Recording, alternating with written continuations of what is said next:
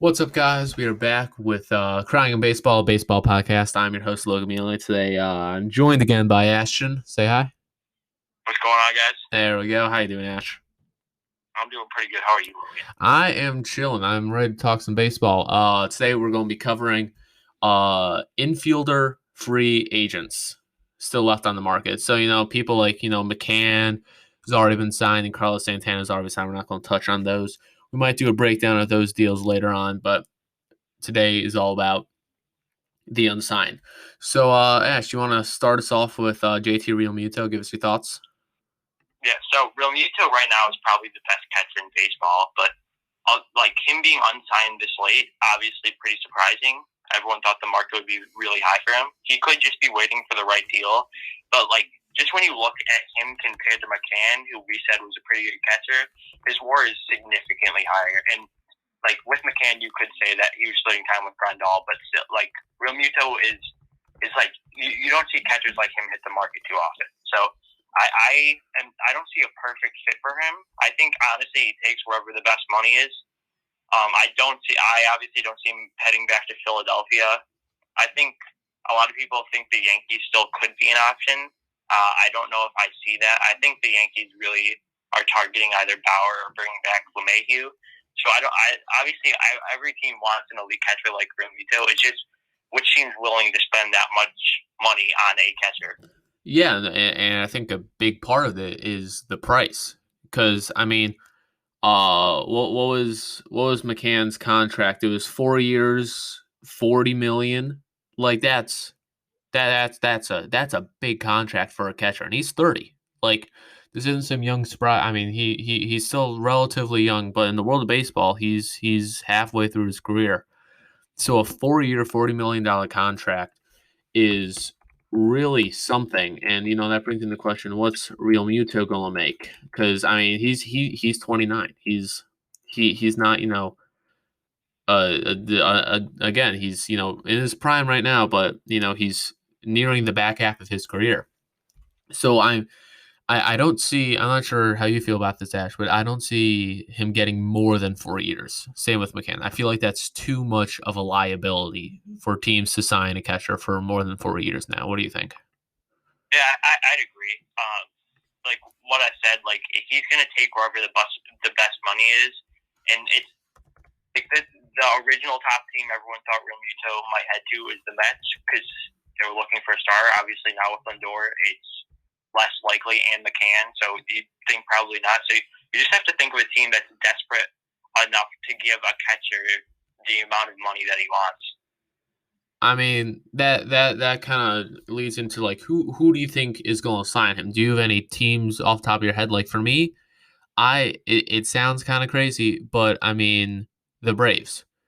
I'm not sure how much money they have to spend, especially considering Freeman's a free agent soon and they want him back. But like the Braves, they have their stars, but I'm not sure how Realmuto would feel about a 2 year deal, but like a 2 year, $30 million deal to Realmuto might be the play for the Braves. A team like that. Do you have any teams in mind? See, personally, I don't see the Braves as much because Travis Darnell came there and had a pretty good season last year. Oh yeah, that's right. That's right. In terms of like teams, I think I kind of want to say the Padres, but they did just trade for Austin Nola, and he's pretty solid. So I'd assume he'd go to some higher market contender, but it's hard to say with guys there this late. Like no one really knows what's going to happen, especially in baseball. The market's so weird right now that it's hard to predict like a perfect landing spot for him. Obviously, every team would like JT Realmuto, but not every team has the money to spend on a 30-year-old catcher. Yeah, and then it seems like a lot of the teams that do that are contending right now either already have catchers or just don't have the money for it. You think about a team like the White Sox. They're my Central Division pick this year. They got Grandal. That's done. And you look at the Dodgers with Will Smith behind the plate. Like there are situations. All these top contenders seem like they have their situations in place with Austin Nola and the Padres, or they just don't have enough room, or like they're pursuing other options, like the Yankees possibly going for a Bauer. We'll talk about that more in the starting pitchers video, but it's there's it doesn't seem like there's too many obvious possibilities for Real Muto. Yeah, honestly, a team that makes sense. I hate to say this as a Cubs fan, but the Cardinals with Yadier Molina gone, and you got to think that they're one of the two favorites maybe now for the NL Central, because I don't see the Brewers, the Cubs, or the Pirates really competing this year. Yeah. So yeah. If it's between them and the Reds, you think getting Real Muto would be a huge advantage for them. Like once again with Molina gone, and they traded their top catching prospect a couple of years ago to the Diamondbacks in the Paul Goldschmidt deal. It's really just, are the Cardinals willing to give Real Muto the money that he wants? Now, do you think that, because Molina's a free agent this year too. Now, do you think that Molina is a for sure not coming back to the Cardinals? I won't say he's for sure not coming back, but even if he was willing to come back, Real Muto is such an upgrade over him that it's literally Real Muto's a franchise-changing signing. I don't think they're going to let 38-year-old Molina get in the way of getting a star like him. Yeah, if that universal DH comes into play, that kind of be where Molina slides in, it would seem. Or yeah, for sure. All right, yeah. So I think that covers all those big catchers for us. Unless we want to talk about Wellington Castillo or anything. So should we move on to first base? Well, yeah. Just one more thing with the catchers. Of course. Like, it feels like every year catchers, it's like the same four catchers that like they'll trade teams, right? Yeah. So Tyler Flowers could go back to the Braves, could not. All these guys, it's hard to predict where they'll end up. I think they're a good fit for almost every team. Because most of the guys are veteran, more defensive catchers. Mm-hmm. So I don't really think we need to spend any time on one particular catcher that's left besides Real Muto. Yeah, and I feel like that's a big thing with catchers nowadays is, they are defensive positions now. They aren't, these, Carlton Fisks, like baseball has changed big time. And for the catcher position, it's become more about pitch framing and analytics, which all of baseball really has shifted towards analytics. But it's when you're assigning a catcher, you aren't looking at the home runs, you aren't looking at the hits, you're taking a peek at the average. But those wins above replacement and defensive run save, that's really how the catchers make their money. Yeah, for sure. All right, first base. First baseman, again, it's kind of the same with the catcher position. Besides Santana, there wasn't really anyone who's that worth talking about. Yeah. There's some good platoon guys there with Mitch Moreland. Oh yeah. I'm pretty sure James signed back in Japan. I could be wrong. I'll check that for you. Yeah, I think Danny Santana is kind of an underrated player in my opinion. He came back with the Rangers. He's very versatile. Yeah, I think everyone that's left at first base is a platoon kind of flex player. Yeah. They can move around, which is what you need today in baseball. Let's see. Looks like we got Eric Thames signed a 1-year deal with the Yomiuri. Sorry if I'm butchering this name. Yomiuri Giants of the Nippon Professional Baseball League for $1.2 million. Yeah, so he's off in Japan. Yeah, I'm pretty sure Thames used to play in Japan, and he did. I'm pretty sure he did not play well in MLB. Then he went to Japan, did play well, came back, and then had a good season or two for the Brewers. Yeah. Yeah. And I guess it kind of makes sense for him to go back there, maybe get his stock up a little bit, or if he just liked living there, good for him. Yeah. One first base I want to touch on very briefly is Renato Nunez, Baltimore Orioles. The Orioles had a surprise season this past year. I mean, they didn't make the playoffs, but they came close. They weren't a last place team this year. And a .7 WAR in a 60-game season. That's not bad. This is solid production from a designated hitter type of guy. 12 bombs, 250 or 256 average.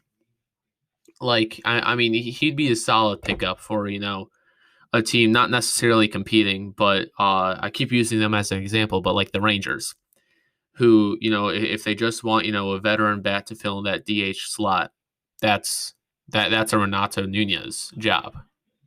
Yeah, and he's by far he's one of the youngest free agents left, right? So, and he's had MLB experience, and He's 26. He did pretty well last year. You would have thought it would make sense for the Orioles to try to bring him back, considering how young he was. Yeah, but I think once again he's one of those guys where he'd make sense for a lot of teams. He's like you could see him go to more of a rebuilding team as he is younger, or you could see him be more of a depth piece on a better team. It really is up to him and what teams are willing to give him in terms of contract. Yeah, that short porch at Yankee Stadium looks pretty nice to them right about now. Yeah. All right. Any other first baseman you want to touch on before we move over to second? Honestly, not really. Yeah, there's not a lot there this year. All right, second baseman. Let's start off with the big guy, DJ LeMahieu. Give me your thoughts. I think LeMahieu, he is a bit older, but he's one of those guys, like, he no matter where he goes, he's going to hit, right? Yeah. And him holding out this long, like I would blame him, but he deserves whatever contract he wants, honestly. Oh, definitely. I still think the Yankees do kind of make the most sense to bring him back. Obviously, there's been rumors for the Dodgers that make sense too. But it's going to be whichever big market team bids the most for him. Yeah, he's 32 years old. So, like, a big contract is not, he's not about to sign some mega deal. He's going to sign a 4 or 5 year contract, probably $100 million. I could see him getting $20 million a year. But yeah, he is going to a big market team, and in my opinion, it really seems like the only two options are Dodgers and Yankees, and it's just a matter of, are the Yankees willing to pick him over Bauer? Yeah, and like, for as much as the Yankees have struggled with injuries and inconsistent play over these past 2 years, he's been the one constant in that lineup. Yes. Like, he legitimately could have won as the MVP 2 years ago, and like he's been worth every penny that the Yankees have given him. And I personally think he ends back up with the Yankees because I don't think the Yankees get Bauer. Yeah. All right. And yeah, like I'm not sure. I think back to Colorado Rockies, 2012 to 2018. Won a batting title, made some All-Star games. Like he has been consistent for most, if not all, of his career, and I think that's what teams will be paying for is the consistency, the lifelong 305 batting average. Like that he had a 3 WAR this year. I mean that for a 60 game season. That's good. Like he's what teams will be paying for is what they will get with LeMahieu. Yeah, and once again, he's one of those guys that's pretty versatile. Obviously, he's a great defender at second base. Yeah. When the Yankees had a hole at first, you also saw him play there and play at a pretty high level. So. Definitely. All right, now see Colton Wong, also a free agent. I Colton Wong, Cardinals. Great defender. I personally don't see him going anywhere else besides returning back to the Cardinals. What do you think? Yeah, I'm not sure. I don't. Obviously, it is a possibility for him to return to the Cardinals. As you said, he's a great defender. He's just too inconsistent of a hitter for a team to give him a long-term contract, I think. Offense is a struggle. I think, honestly, the Dodgers make sense for him, too. If they're looking at LeMahieu, Wong would make sense potentially on a 1-year deal. Yeah. Yeah, to platoon at second. Yeah, definitely. Any other second baseman catch your eye? Cesar Hernandez hit very well for the Indians last year. That's very true.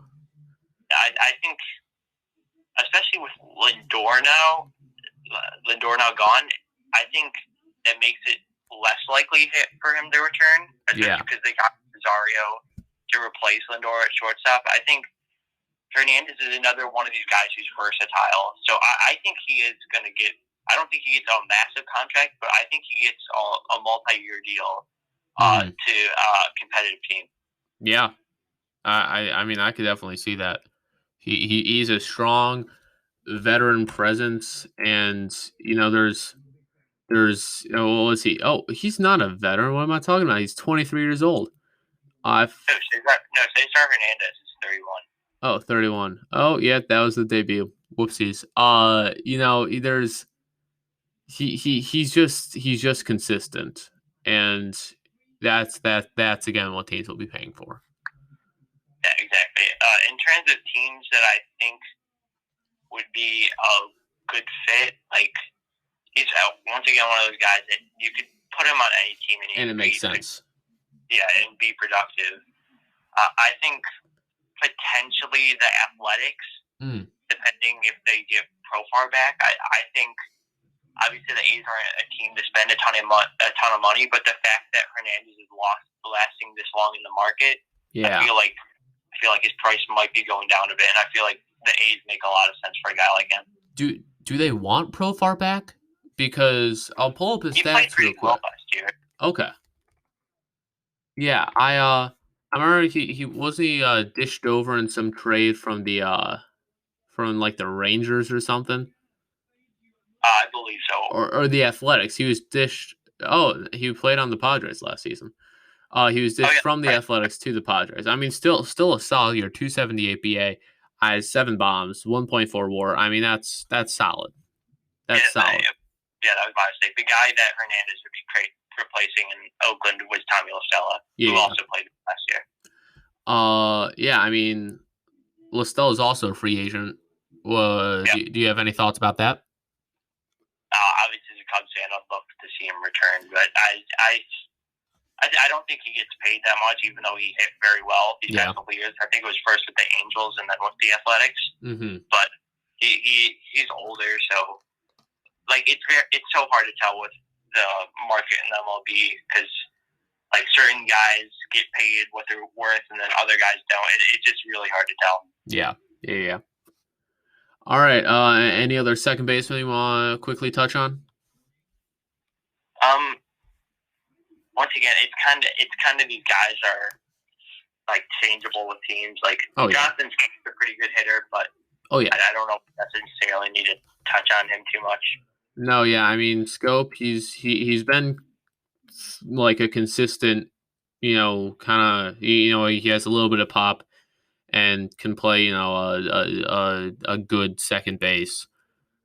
There's nothing too special about him, which is, kind of the problem. Yeah, exactly. All right, let's start off at third base with Justin Turner. In my eyes, nowhere but going back to the Dodgers. Yeah, I feel the same way. Unless he goes like to an AL team to DH, but he could stay in the NL if they keep the universal DH rule, which I'm pretty sure they are. Yeah. So, but I just don't see him in any other uniform except the Dodger uniform. Obviously, he was in a Dodger to start his career, but I feel like he's a guy that's kind of like a lifelong Dodger now. Yeah, no, I see that. I'm not sure if he's getting a statue, but he's definitely a lifelong Dodger. What a very curious third baseman I want to touch on is Jake Lamb. Now, Lamb had a bad start of the season. He was with Diamondbacks at the start and just got dropped off. Picked up by the A's, had a good second half. He hit a couple bombs. He did fairly well. Now, what I'm curious to see is, will the teams pay him for, post-trade deadline Jake Lamb, or, because he was good post-trade deadline, went to the A's, or trade deadline, or whenever they picked him up. But his situation will be very interesting to see. I don't see him getting anything more than a 1-year deal. But the question is that going to be a minor league contract or a major league contract? Do you have any thoughts? It's hard to tell because he was asked to fill obviously a pretty big role when Matt Chapman got hurt. That's when they picked him up. I think he's another great platoon guy. Obviously, he destroys right-handed pitching, but I honestly could see him getting a major league contract. Obviously, I think he would, considering he hit, I'm pretty sure, in the 3 hole during the playoffs for the A's. But he did. Yeah, I still think there's a possibility that he's one of these guys that dies to this market and ends up getting a minor league contract. Yeah, I see that. Do you have any thoughts about teams? Obviously he'd probably platoon with some team. I don't see him as an everyday third baseman. What do you see him going to a contender, a rebuilding team, a platoon guy? What do you see? I think if he gets a major league contract, it might be for a more struggling team on a 1-year deal, and once again, be flipped at the trade deadline. But I think, obviously, like with any of these guys, there's a chance that they can go anywhere because every team needs these depth platoon guys. I think him as a nice veteran piece on a younger team that's kind of up and coming. I don't really have one team in particular, but I think he's a good fit in most places as a platoon guy. Yeah, and that's the thing with, I feel like, this free agent class. The thing is that there's a lot of guys who's just going to be traded at the deadline. They're going to sign a 1-year deal, trade at the deadline. They're going to be right back where they are right now 1 year from now. Like, people, I feel like, Brock Holt, he'll sign a minor league deal with a, rebuilding team. He'll go to, the Pirates or someone. Pirates will flip him at the deadline for a pair of prospects. Neither of them too good, but they'll dish him out anyways. He'll go to a contender. He'll platoon for them, and that's going to happen with Brock Holt and a Hanser Alberto, a Jason Kipnis, a Mitch Moreland, like those kind of people. Do you see any of them signing anywhere and not being traded? Like do you have the same perspective I do? No, I do have the same perspective as you, but I do think some of these guys will end up on contending teams and then just stay there for the whole year. Okay. Like, I feel like Todd Frazier every year is traded. I think Marwin Gonzalez is another one of these versatile guys who could help on one of these contending teams for injury purposes. Yeah. But, yeah, there's no one like here that I think is like guaranteed worth a whole, like you commit to him being your starter for the whole year at the position. Yeah. All right. Any other third baseman you want to touch on quickly? Honestly, not really. I think maybe Michael Franco, because he was, when the Phillies first brought him up, a lot of people thought he had so much potential. Went to the Royals last year, wasn't terrible, wasn't very good. I think he's another one of these guys that I think maybe he gets a major league contract from another maybe not so great team like he did last year with the Royals, just to see if like the hype he got as a rookie is worth it. But yeah, I don't see him doing much anywhere at this point.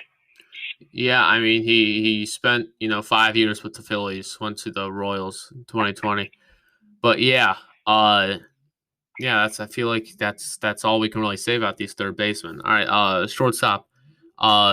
Marcus Semien. Okay, he I believe in 2019 he finished in third for the MVP behind, I think it was like Trout and probably Mookie Betts or someone. But I'll check that right now. But I mean, that is a solid quality guy right there. And there's it was Mike Trout, Alex Bregman, Marcus Semien, all AL West players. But he is just, he seems to be the embodiment of just give the prospect a new team, because he started off with the White Sox, didn't do so hot, and then traded to the A's in the Jeff Samardzija deal, I believe, and he kind of grew out of the shell, like he became a solid player. He had a down year this year. But I mean, I feel like when he signs, he will sign for what he was in 2018 and 2019. What do you think? See, personally, I don't see him getting a big contract. I think maybe not a. I honestly see him getting a 1-year deal for a team that's not as good. Like I hate to say it, but like a veteran presence. But he I think he can be that productive player that he was 2 years ago. Maybe not that level, but for most of his career, he's been a very average player. So I don't think teams are going to pay him for that one really big year he had 2 years ago. I think he gets a 1-year deal with maybe not the best team, but to kind of prove what he's worth. Yeah.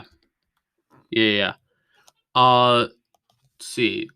Another shortstop, Didi Gregorius. I feel like he's fallen off the map a little bit. I was a big fan of Didi when he was in New York. He took over Jeter. He took over Jeter's spot. That's a responsibility that not a lot of people would be able to have. And I thought he did a decent job. I thought those New York fans would have torn him alive if he sucked. And he didn't. He was a solid player. And he went to the Phillies for a little bit. But where do you see him now? Do you see him returning to the Phillies? Do you see a multi-year contract? Because 10 bombs, 284 average, 1.2 WAR. That's solid. I mean an OPS of 827. Like that's good. Where do you see him going?